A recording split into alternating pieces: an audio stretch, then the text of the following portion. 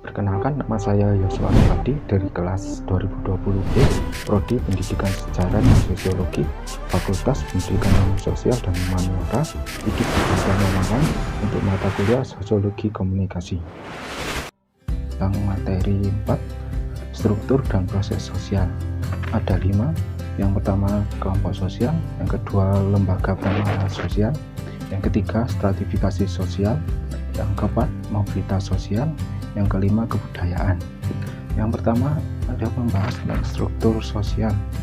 Ada formal, sekunder yang bersifat formal memiliki aturan yang struktur yang tegas dibentuk berdasarkan tujuan yang jelas. Untuk primer bersifat formal tidak memiliki aturan yang jelas dijalankan dengan tegas. Fungsi struktur dijalankan secara guyup terbentuk berdasarkan tujuan yang jelas dan atau abstrak.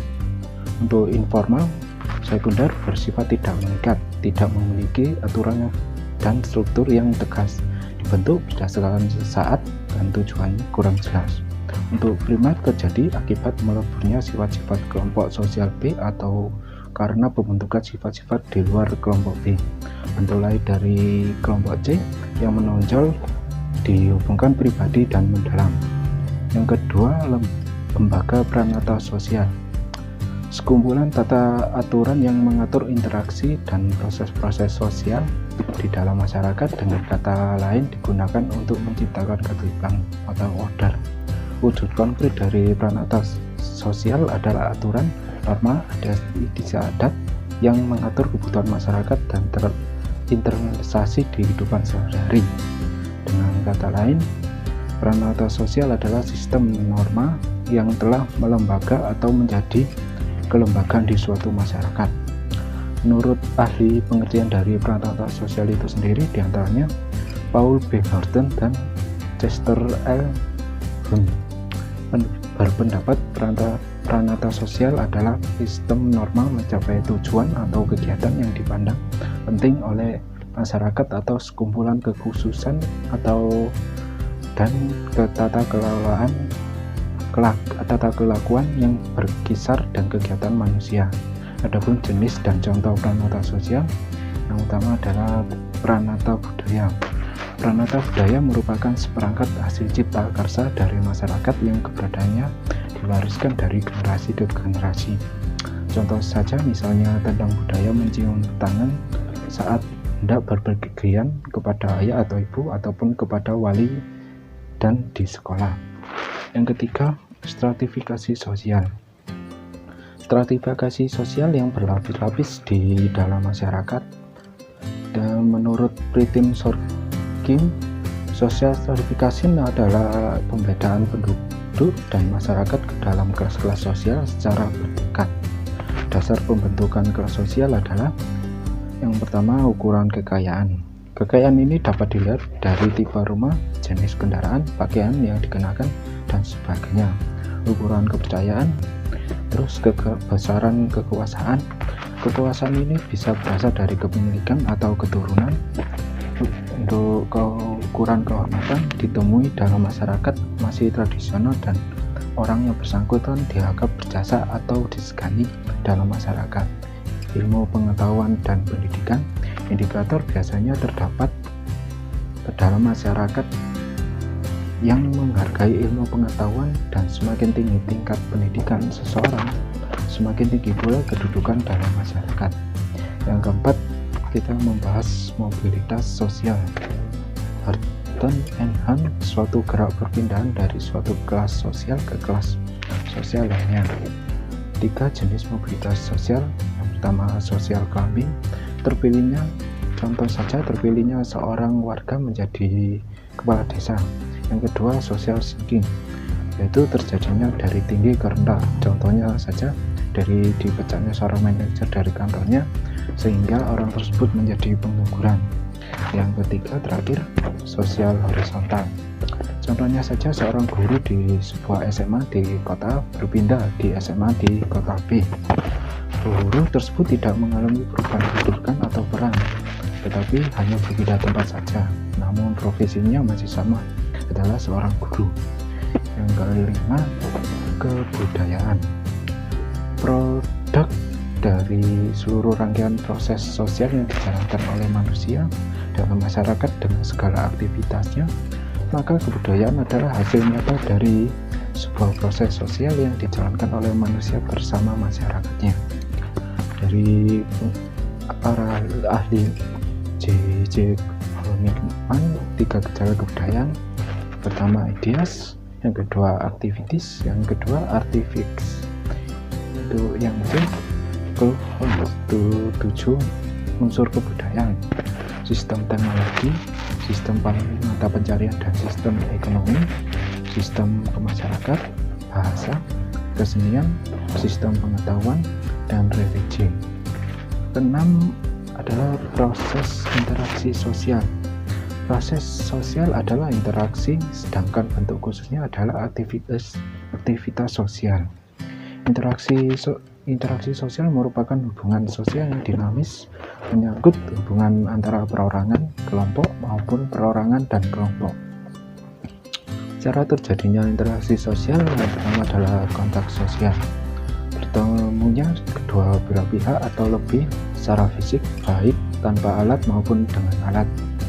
Kontak sosial memiliki berbagai bentuk yang didasarkan jumlah pelaku, tindakan dan tanggapan dan sifatnya. Contohnya saja adalah 2 orang yang saling menyapa atau saling tersenyum. Yang kedua, komunikasi. Penyampaian pesan dari seseorang kepada orang lain yang dilakukan secara langsung maupun melalui alat bantu agar orang lain memberi tanggapan atau memberi respon. Contohnya saja dalam bentuk verbal, berbicara langsung, atau menggunakan ponsel untuk berkomunikasi. Yang ketujuh adalah kontak sosial. Menurut Surjono Sukanto, kontak sosial berasal dari bahasa Latin con atau cum, bersama-sama, dan tenggo adalah menyentuh. Secara harfiah adalah bersama-sama menyentuh. Konseptual kontak sosial yang primer, bila mengadakan kontak sosial sekunder, bertemu melalui perantara. Untuk yang ke-8, komunikasi. Proses komunikasi memiliki dimensi yang sangat luas dalam pemaknaannya karena dilakukan oleh subjek objek beragam dan konteks sosial yang majemuk pula. 3 unsur penting komunikasi. Yang pertama, sumber informasi, saluran atau media, penerima informasi. Yang ke-9, 2 golongan proses sosial sebagai akibat dari interaksi sosial, yaitu proses asosiatif yang dibentuk interaksi sosial positif yang mengarah pada kesatuan. Proses asosiatif juga disebut proses integratif atau konduktif. Proses ini untuk penting kemajuan masyarakat. Salah saja yang pertama adalah akomodasi. Untuk proses sosial disosiatif. Proses sosial disosiatif adalah keadaan sosial dalam keadaan disharmoni akibat dari pertentangan antara anggota masyarakat. Ketertiban sosial memunculkan disintegrasi akibat pertentangan anggota masyarakat tersebut, terutama dalam kompetisi, kontroversi, dan konflik. Terima kasih. Selanjutnya akan membahas materi 5 yang tentang interaksi sosial. Pengertian menurut ahli Surjono Sukanto berpendapat bahwa interaksi sosial adalah proses sosial yang berkaitan dengan cara berhubungan antara individu dan kelompok untuk membangun sistem dalam hubungan. Bentuk interaksi sosial yang pertama ada proses asosiatif, proses yang saling pengertian dan kerja sama timbal balik antara orang, perorangan, atau kelompok satu dengan lainnya untuk menghasilkan tujuan bersama, dalam artian mengarah yang lebih positif. Contoh dari asosiatif yang pertama adalah kerjasama, cooperation, usaha bersama antara individu atau kelompok untuk tujuan bersama. Contohnya saja gotong royong, kerjasama biasanya daerah perdesaan. Terus kerja bakti, mirip gotong royong namun umumnya proyek-proyek publik atau program pemerintahan. Yang terakhir bargaining, perjanjian pertukaran kepentingan kekuasaan barang atau jasa antara 2 organisasi. Untuk yang B, cooptation, proses cooperation yang terjadi di antara individu dan kelompok yang terlibat dalam organisasi pada negara di mana terjadi unsur-unsur baru dalam kepemimpinan. Dari contohnya adalah coalition, dua organisasi atau lobby yang mempunyai tujuan yang sama melakukan kerjasama. Terus joint venture, kerjasama dua atau lebih organisasi perusahaan di bidang bisnis untuk pengerjaan proyek. Untuk yang C, accommodation, proses sosial dengan dua makna. Yang pertama, proses sosial yang menunjuk kepada suatu keadaan yang seimbang, equilibrium, dalam interaksi sosial antar individu di dalam masyarakat kaitan dengan norma dan nilai sosial. Yang kedua, menuju proses sedang berlangsung untuk meredakan pertentangan. Yang contohnya saja, yang pertama coercion, bentuk akomodasi yang terjadi karena adanya paksaan maupun kekerasan secara fisik atau fisiologis. Yang kedua, kompromis atau kompromi, akomodasi yang tercapai karena masing-masing pihak yang terlibat dalam proses saling mengurangi tuntutannya agar terjadi penyelesaian agar pihak ketiga atau badannya kedudukannya lebih tinggi. Yang selanjutnya, mediation atau mediasi, akomodasi yang dilakukan secara pihak ketiga yang netral. Untuk selanjutnya, konsiliasi, akomodasi yang terjadi melalui usaha untuk mempertemukan keinginan-keinginan dari pihak yang berselisih. Yang selanjutnya, toleransi, akomodasi secara tidak formal dan dikarenakan adanya pihak yang mencoba menghindari diri dari pertikaian. Yang selanjutnya, statement, pencapaian akomodasi di mana pihak yang bertikai mempunyai kekuatan yang sama, berhenti pada satu titik tertentu dan masing-masing menahan diri. Yang selanjutnya, adjudication, usaha akomodasi melalui jalan pengadilan. Selanjutnya, terakhir, asimilasi, proses penyampuran dua atau lebih budaya yang berbeda sebagai akibat dari proses sosial, kemudian menghasilkan budaya tersendiri yang berbeda dengan budaya aslinya. Yang untuk proses disosiatif, proses perlawanan oposisi yang dilakukan individu dan kelompok dalam proses sosial. Oposisi diartikan sebagai cara berjuang melawan seseorang atau kelompok tertentu, norma atau nilai yang dianggap tidak mendukung perubahan untuk mencapai tujuan, mengarah ke negatif, menimbulkan perpecahan. Contohnya saja, persaingan, individu atau kelompok berjuang dan saling bersaing untuk mencari keuntungan pada bidang-bidang kehidupan. Contoh kerusuhan yang terjadi antara supporter bola, Arema dan Persebaya. Untuk selanjutnya, contraversion, proses sosial yang berada antara persaingan dan pertentangan pada tatanan, konsep, dan wacana. Contohnya saja, perbuatan mengacaukan plan pihak lain, kekerasan, dan perlawanan. Yang selanjutnya terakhir, konflik, proses sosial di mana individu maupun kelompok menyadari memiliki perbedaan-perbedaan dalam ciri badannya, emosi, unsur kebudayaan, pola perilaku, prinsip, politik, ideologi, maupun kepentingan dengan pihak lain. Terima kasih. Selanjutnya dari materi 6, perkembangan teknologi media. Bagnamus mengatakan bahwa ciri dalam lingkungan media baru adalah adanya pergeseran ketersediaan media yang dahulu langka dengan akses yang terbatas menuju media yang melimpah. Hari-hari ini telepon genggam ataupun handphone tampak seolah-olah menjadi kebutuhan primer bagi setiap orang untuk melakukan komunikasi.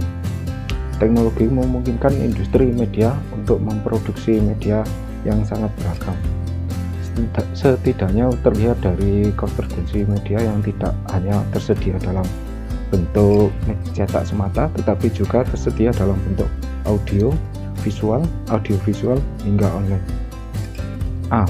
Riwayat komunikasi dan sejarah kemanusiaan.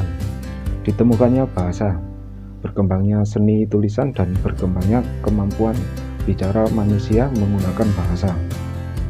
Berkembangnya kemampuan reproduksi kata-kata tertulis dengan alat pencetak. Selanjutnya lahirnya komunikasi, elektronik, telegraf, telepon, radio, televisi, satelit, ataupun gawai. B. Jenis-jenis media. dan sejarahnya menurut Seligman. Suara 4000 sebelum Masehi hingga 3500 sebelum Masehi. Bahasa Sumerian. Bangsa Tionghoa tidak menggunakan bahasa hingga tahun 2000 sebelum Masehi. Grafik. Suku Basman di Tenggara Afrika terdapat lukisan wanita yang sedang menari. Di Indonesia contohnya saja adalah relief candi. Teks. Di Mesopotamia Timur Tengah berupa pahatan di lempengan batu atau prasasti objek nyata dengan garis-garis sederhana semacam piktografi sehingga membentuk ideogram.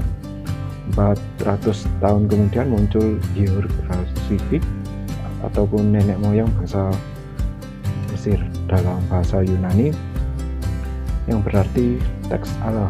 Kebudayaan bangsa barat saat ini menggunakan abjad-abjad bahasa Yunani, Phoenician, dan Ibrani sekitar tahun 1000 Masehi sebelum Masehi sampai 2000 sebelum Masehi. Tiongkok mengembangkan aksara Tionghoanya menggunakan grafik realistik dan berevolusi menjadi tanda-tanda simbolis, namun banyak menggunakan unsur grafik. Selanjutnya adalah musik. Musik sebagai alat komunikasi antar pribadi. Seperti saja contohnya di masyarakat aborigin.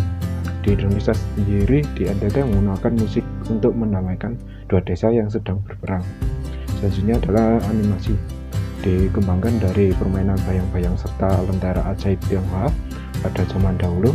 Di Indonesia sendiri terdapat wayang yang sebagai gagasan awal animasi saat ini. Dan terakhir adalah video. Terima kasih. Selanjutnya adalah materi 7 tentang masyarakat cyber. Masyarakat cyber. Masyarakat sendiri memiliki arti adalah sekumpulan manusia yang saling berinteraksi atau bergaul dengan kepentingan yang sama. Dunia cyber atau dalam istilah Indonesia dikenal dengan dunia maya atau disebut juga ruang cyber atau maya ranta. Bahasa Inggris disebut juga cyberspace. Merupakan sebuah media elektronik dan jaringan komputer yang banyak dipakai untuk keperluan komunikasi satu arah maupun timbal balik secara online. Yang B, masyarakat maya. Sisi lain kehidupan manusia. Awalnya masyarakat maya adalah sebuah fantasi manusia tentang dunia lain yang lebih maju dalam dunia saat ini. Fantasi tersebut adalah sebuah hiperrealitas manusia tentang nilai, citra, dan makna kehidupan manusia sebagai lambang dari pembebasan manusia terhadap kekuasaan materi dan alam semesta. Masyarakat maya juga menggunakan metode kehidupan masyarakat sebagai model yang dikembangkan dalam segi kehidupan maya. Contohnya saja interaksi sosial, kehidupan kelompok, stratifikasi sosial, kebudayaan, sistem kejahatan, dan sebagainya. Yang C, proses sosial dan interaksi sosial. Mengandalkan jaringan interaksi sosial dan proses sosial dalam kelompok, jaringan intra dan antar sesama anggota masyarakat maya. Misalnya adalah browsing, chatting, search meter, terus memiliki alamat rumah berupa email, website, dan selanjutnya memiliki kontak sosial. Terdapat proses asosiatif dan disosiatif. Yang D, sosial maya. Hubungan sekunder berdasarkan kegemaran dan kebutuhan anggota masyarakat terhadap kelompok tersebut. Ada dua model keanggotaan kelompok sosial maya. Yang pertama adalah intra, adalah keanggotaan seseorang dalam unit-unit kelompok intra yang berpusat pada server tertentu yang sifatnya menyerupai serumpun anggota dan suatu institusi tertentu. Yang kedua, kelompok intern, yaitu walaupun secara umum hubungan internet ini hanya berlaku internal, namun sebenarnya internet ini adalah sel-sel hidup dalam sistem sosial dunia maya yang sangat luas, yaitu adalah internet itu sendiri. Yang E, kebudayaan dan masyarakat maya. Adapun peralatan dan perlengkapan berupa teknologi informasi, contohnya saja adalah komputer, gawai, media elektronik. Selanjutnya adalah mata pencarian dan sistem ekonomi. Terus bentuk sistem kelompok jaringan. Terus bahasa, ada bahasa Inggris, ikon atau simbol. Terus karya komunitas seperti pada masyarakat umumnya. Sistem pengetahuan, pemberian informasi. Selanjutnya adalah sistem religi. waktu dan keyakinan bahwa setiap misteri pada dunia maya adalah bisa dipecahkan dengan kontrol sosial maya. Adapun pembatasan akses seperti situs judi online, berita hoax, atau foto kecelakaan media sosial, terus login, password, VPN, semua informasi menjadi milik publik. Hukum sosialnya pencurian data, menipu, pelecehan gender, menyerang orang, klaim perundungan atau bullying dan sebagainya. Yang selanjutnya stratifikasi sosial, kekuasaan dan kepemimpinan masyarakat maya berdasarkan jaringan dimiliki, terus Instagram atau Twitter bercentang biru atau terverifikasi, terus adanya YouTube dimonetisasi, terus AdSense, terus Telegram YouTube. Jadi perubahan sosial dalam masyarakat maya, upgrade atau update.